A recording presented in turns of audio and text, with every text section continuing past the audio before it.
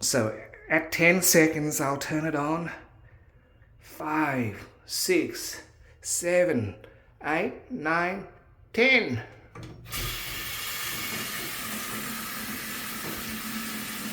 And there it is. This tap is below 9 liters per minute. We tested it before. It's below.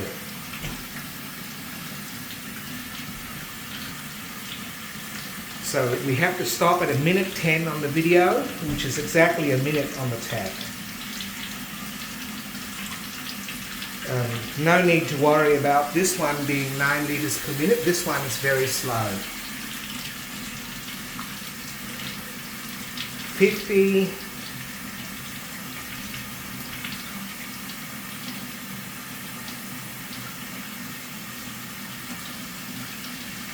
1 minute and